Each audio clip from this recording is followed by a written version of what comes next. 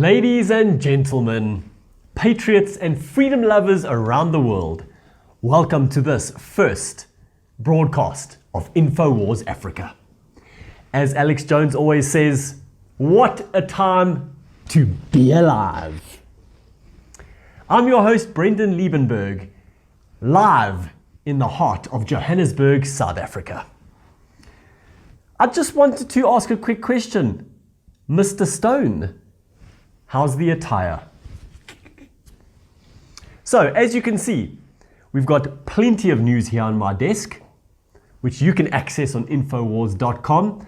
But before that, I have to highlight the absolute insanity of the mainstream media and the way they've covered the North Korea summit.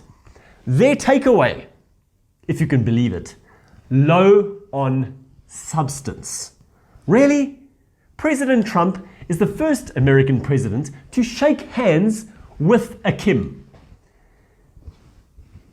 If their godlike figure, Barack Obama, had done exactly the same, they would be praising him to high heaven. But according to Dr. Steve Pieczenik, who, as you know, was on Infowars last week, he would have pushed for immediate regime change. And we know how that worked out in Libya.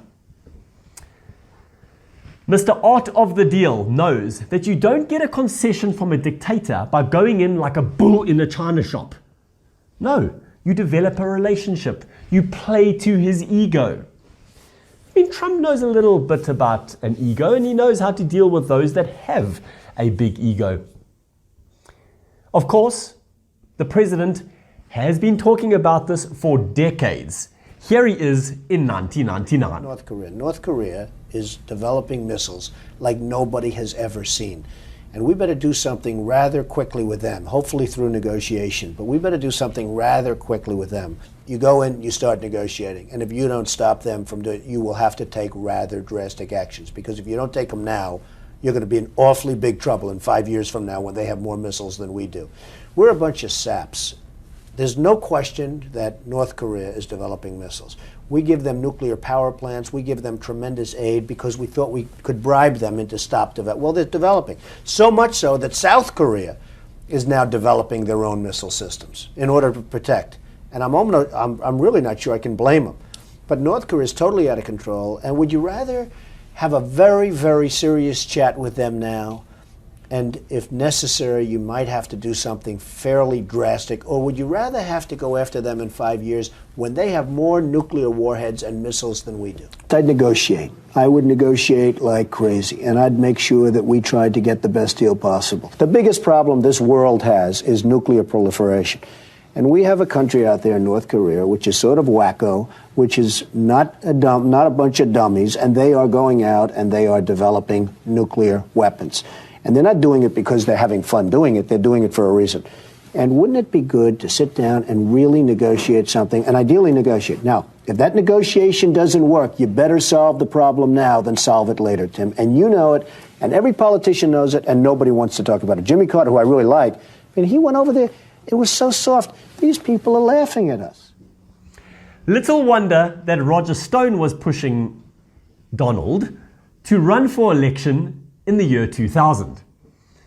Interesting if you think about it. What would the world have been like if we didn't have George W?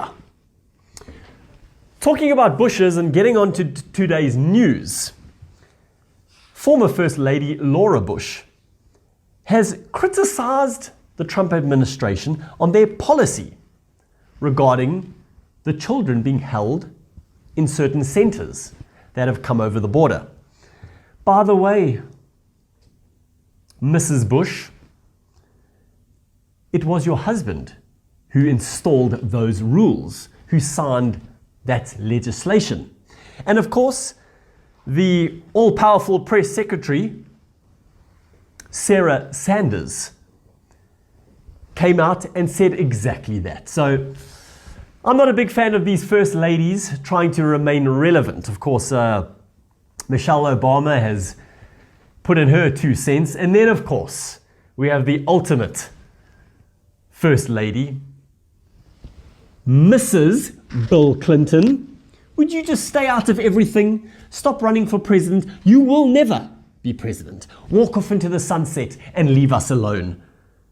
If you continue inserting yourself into public life, there could be a few agents after you, especially considering how you were involved in the FISA warrant and the surveillance on the Trump campaign. Moving on, of course, Obama did exactly what they're accusing Trump of and separated migrant families by thousands of miles. I've just seen a tweet from Stefan Molyneux, of course, a regular Infowars contributor. The mainstream media cares so much about children, they almost unanimously failed to report on the arrest of over 2,300 suspected online child sex offenders during Operation Broken Heart. Typical. They don't actually care about the children, but if it's going to help them with their cause against Trump, they bleat on about it incessantly. Moving over to Europe, but also on the border immigration front, Angela Merkel has accepted a 2-week ultimatum from her sister party, the Christian Social Union. They've said, listen, we need to sort this out. There are too many migrants, you need to make a decision, or you're not going to have our support. We'll see how that goes. Of course, Donald Trump has been criticized by the New York Times about his migrant link to crime in Germany. Of course, it is a fact. They've let in hundreds of thousands of people, and the crime has gotten ridiculous. So, New York Times, fake news all day long. Another country in Europe that has decided to buck the trend that the EU is trying to impose, Hungary. Viktor Orban, as you know, is currently in his 4th term. Clearly the Hungarians love him. He's closed the borders and said that's enough. Trump realizes that this is a man to form a relationship with. He's given him a call, and he is known as the Hungarian Trump, but he's been on this before Trump even became president, so good on you, Mr. Orban. And a horrible incident happened in Sweden. Man, Sweden's going downhill. A Syrian man stabbed his 21-year-old neighbor 130 times because she was too loud. And then suddenly, she was a racist. You know what? Yes, people get killed by their own citizens. It happens, of course.